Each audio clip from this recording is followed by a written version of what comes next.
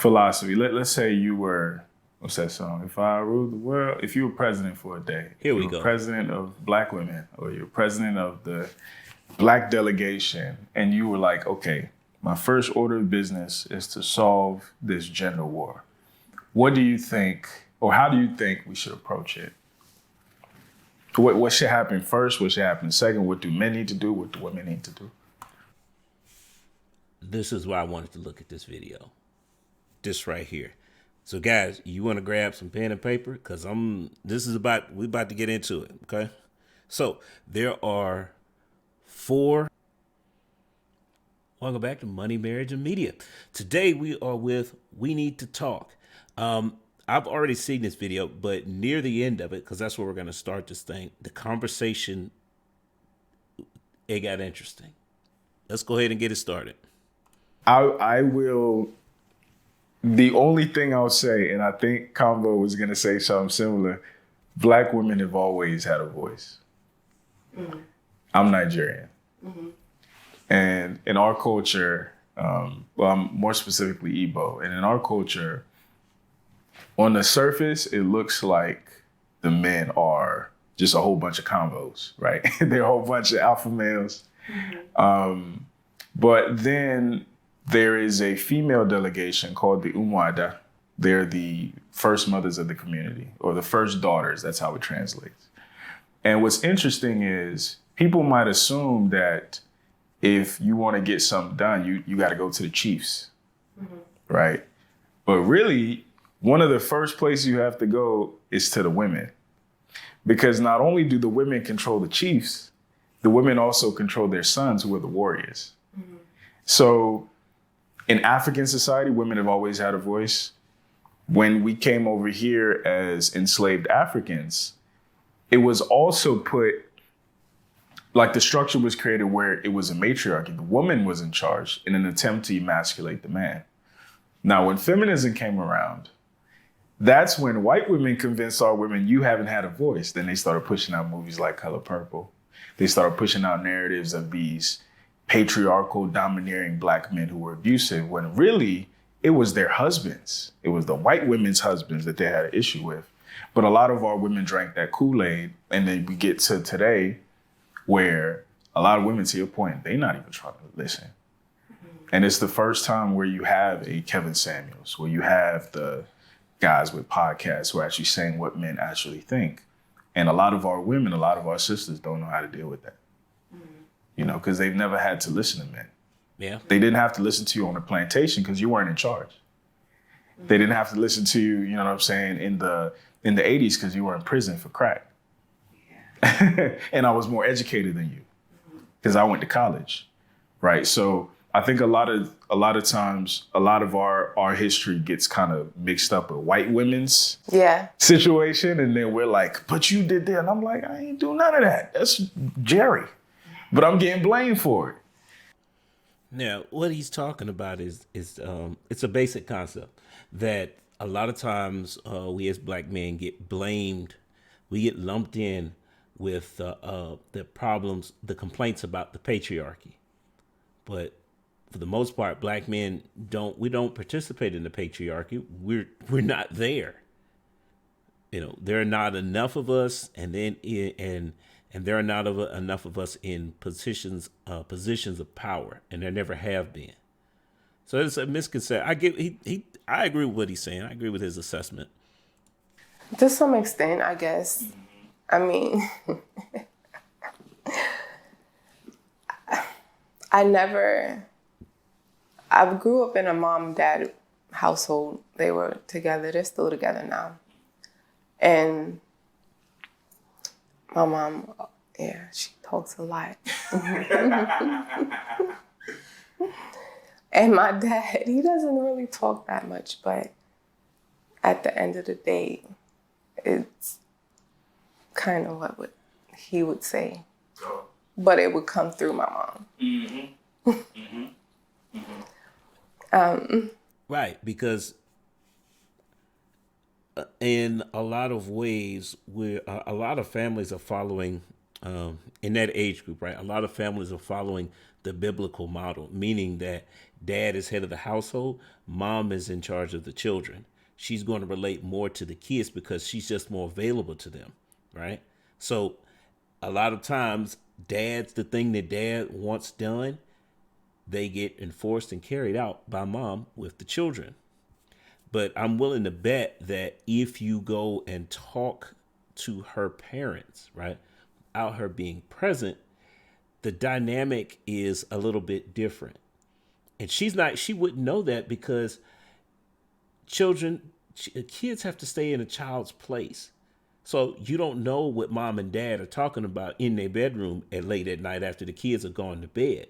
And a lot of times, and why is this important? Because there's a big misconception out there that men just want to dominate women and what I say goes. And I don't think it's ever been like that. Not in our community. For the most part, we've always valued our women's opinion on things. So even then, when we're fighting the world, we still want to come home and talk about it with our women, with our wives, and get their input. Now, does that mean that we're expecting them to make a decision? No, ultimately, the decision still rests with me. As head of the household, that's the only way it can be. Because again, how is it that I have responsibility, but I have no power? That those two don't go together. So if I'm going to accept all the responsibility of this family, then I have to have final say so.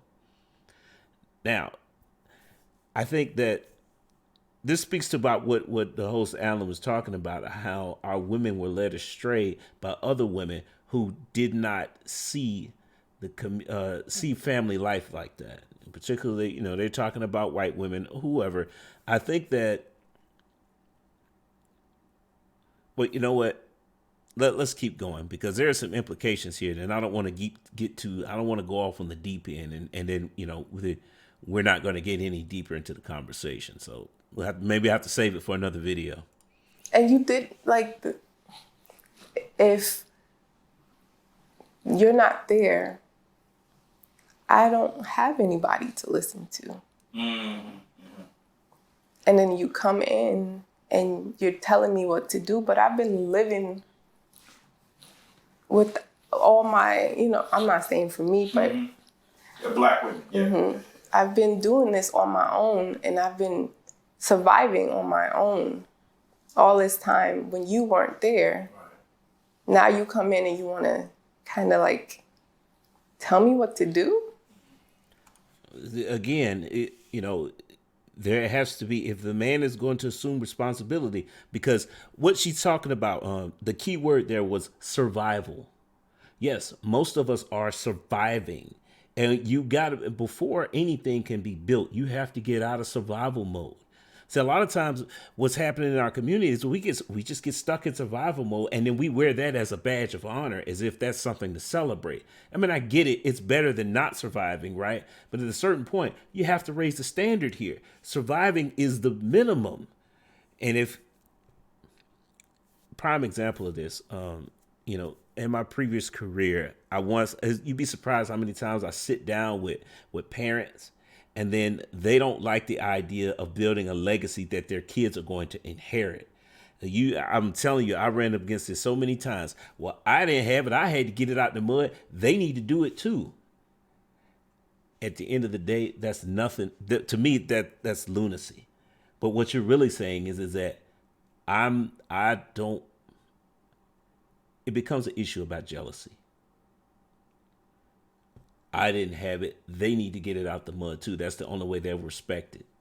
No, that's not the only way. Just because at some point you're supposed, when you have a legacy, when you want, how do I put this? Most of the time we focus on getting rich and not actually building a legacy. See, and not actually building wealth. Because rich is something that you can lose over summer with a bad habit. Wealth is something that's supposed to be passed down from generation to generation. But if all you're doing is resetting everything and telling your kids that they got to get it out the mud, what exactly are you passing to them then? You're not passing anything. The only thing you're doing is saying that, well, I'm rich and that sucks for you. But again, the whole point is that I think this is you know what? This is actually part of. I'm gonna address this later because it's gonna come up in a few minutes. So let's keep going. What makes? The disconnect. Yeah.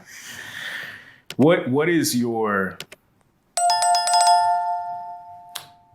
philosophy? Let's say you were, what's that song? If I ruled the world, if you were president for a day, Here we you were go. president of Black women, or you're president of the Black delegation, and you were like, okay, my first order of business is to solve this gender war.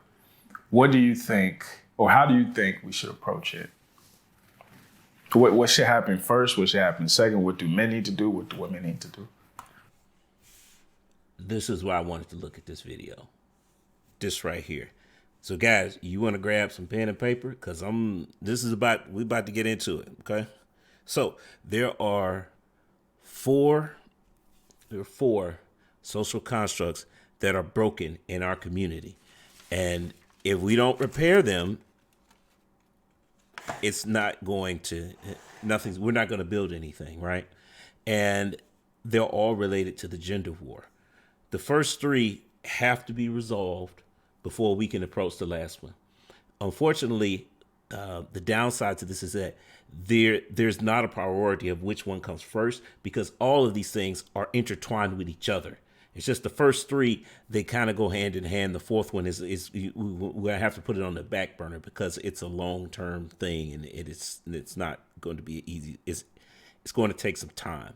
But here's the three things, right? Number one, we've got to do a better job of raising our kids to be more mature when it comes to relationships. Okay.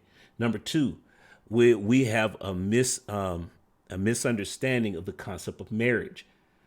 We don't understand how it's supposed to work, right? For the most part, we see that we only view marriage as maybe one of two ways. And if it's not working like those one or two ways, we're quick to say, I quit, I'm done. All right. So we're having problems understanding the concept of marriage. The third one is the vetting process is broken in our community. Right. And then the fourth one is a financial issue. It literally speaks to building wealth. I don't like to get too in depth into that because, like I said, we have to put that one in the back burner because it doesn't matter how much I can go into like detail that, like, that's the conversation I like to have. And that I can go in for hours on that. But unless we fix the other three issues, fix the issues of marriage, fix the vetting process, and fix the way we raise our kids, the fourth topic of finances is a wasted conversation. It is. It's great to talk about, but nothing's ever going to change if we don't fix those first three issues. So let's go ahead. I'm not trying to drag this out. So we're going to get some very surface level stuff. If you want detailed information about these topics from my perspective, you're going to have to watch other videos because I've broken this down across multiple videos and taken time to go through each topic. I'm not going to do that here because this video would be way too long. But as it pertains to the gender war, one of the biggest problems in our community, right, is we're raising our kids to be soldiers in the gender war. Translation, we're raising them not to trust the opposite gender.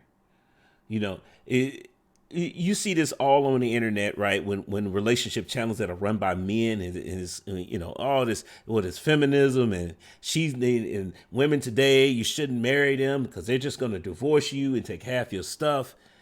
When that's not exactly, while there is some truth to that, that's not the whole truth. Because most of you guys out here talking about you getting scared and you wanted to take half your stuff. According to the U.S. Census, the average black man has a net worth of $17,000. Now, exactly what is she taking half of? Your car note? Let's just be honest here, right? We need to do a better job of raising our kids to work in cooperation with one another. Okay. Now, another caveat that comes with that is that, well, I don't want to date single moms. You know what actually solves that? A big chunk of that is that if the marrying age was actually lower, because right now it's early 30s. But if we were to say, move the age down to, let's say, 25, Well, there's a big chunk of women who have not gotten pregnant by that age. You see where this is going? See, if we could looking to get married at around 25, then that'll reduce the number of single parenting significantly. Now, this is the point where all the women chime in. I'm not getting married at 25. I'm at no, because I don't know him. I haven't lived my life yet. Okay. Remember how I said these issues are interwoven with each other?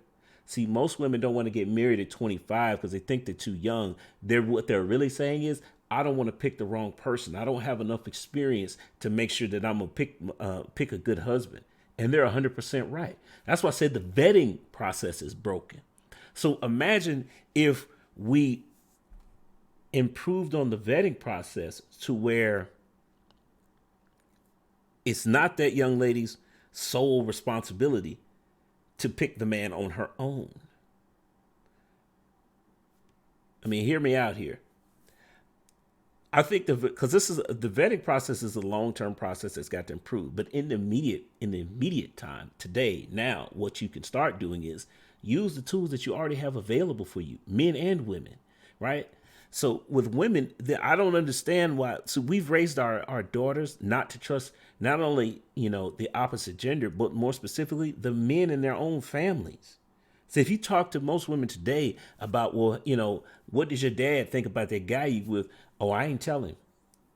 Nah, because my dad can't pick for you. And that, to me, that's crazy because your father's known you your whole life.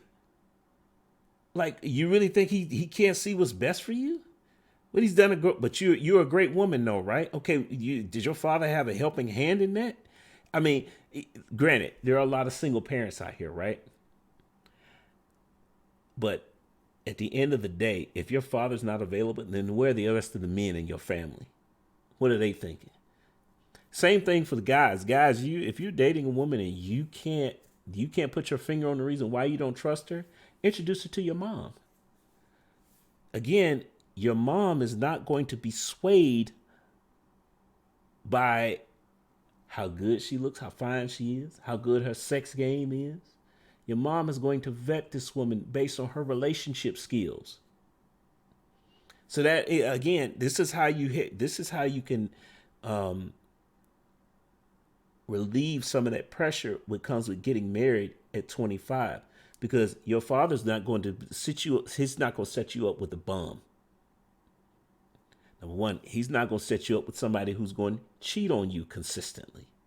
Because as men, I don't care how much money a man makes. My daughter wants a man who's monogamous. Then I don't care how much money you make. If you're not faithful, this is a moot.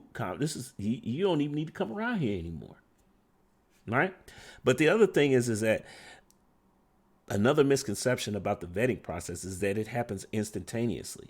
No, it's over a couple of months. So we got to give it time.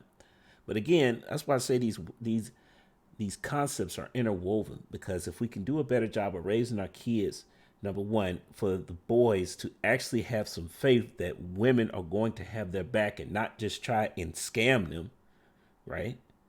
But also raise our daughters to understand that the men in our families are not trying to take advantage of them. They actually want the best for them. That helps ease us into the vetting process when they're adults, so that you can pick somebody better, so that when you can marry a lot younger, so that we reduce the number of single moms. But you know what else we also do? We also give the married couple time to build a foundation, right? So they can get to know each other before we introduce kids into the mix. See, that's another big problem, is that we're waiting too late to get married. And then when you're in your 30s and you get married, and okay, well, high risk pregnancy, we better go ahead and have the kid now. Now all of a sudden you get, and what ends up happening is that we think that kids are going to make us love each other better, make the marriage more successful. No, kids are a stressor. Okay, they're going to stress your marriage. Yes, I get it. There is a benefit because kids provide legacy, and we all want to raise our own children. But at the same time, that amount of benefit comes with problems. problem is that if you guys haven't had enough time together to work through issues that come up in the marriage in the beginning, it's only going to make things worse. So that's why I say these you can, if we can fix these three major issues, now all of a sudden you got a bigger shovel because you guys are working together in tandem on a shared goal. That makes the financial conversation that much easier. I mean, it's I'm not. That's all. That's the only details. I'm not going any further into that. You guys, if y'all want more info, because like I said, these things, these concepts, I get very detailed about these things, and it's just. But if you want to hear more about those, y'all gonna have to tune in to more videos. Subscribe to the channel and keep it going. But I wanna hear. We'll go ahead and play what her response is. But yeah.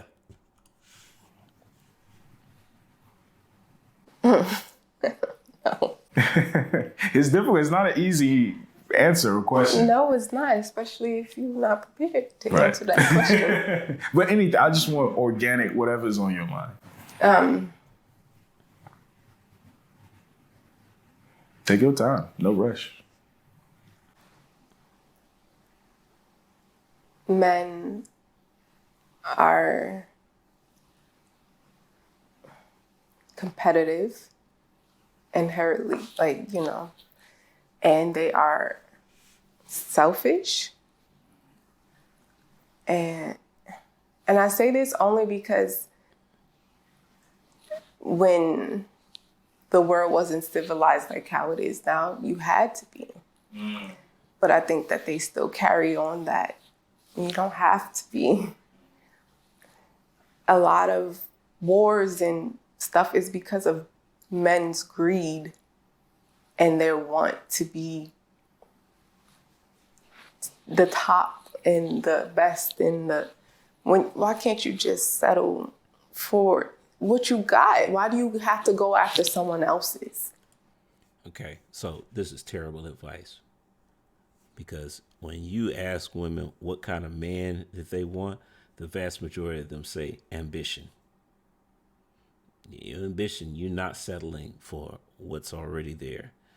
And the reason why it's really bad advice is because if a man has reached the point in his adult life, he's just starting his adult life, and you give him that advice, what's to stop him from never achieving? How is he ever going? He'd easily make the decision of, well, I don't need to achieve anything in life. Nah, I'm good. I got my job making $12 an hour or $15 an hour. I can pay all my bills. So, I'm still driving this, 2002 Honda Civic, but, it still runs. So everything's good. Again, number one thing that I don't care how many women you ask, the vast majority of them, I'm talking about 95% of women, like ambition.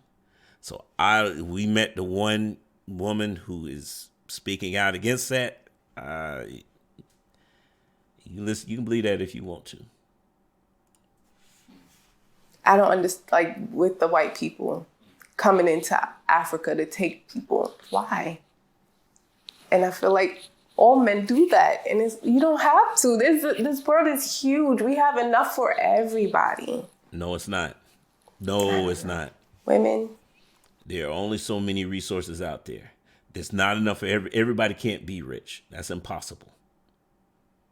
So, on one hand, I understand that that because there are only so many resources out there, you need to plan for it. Don't just tell me your plan is to get rich. No, you need to be realistic in what your goals are. But the way she's talking about it makes it seem like you just just give up now.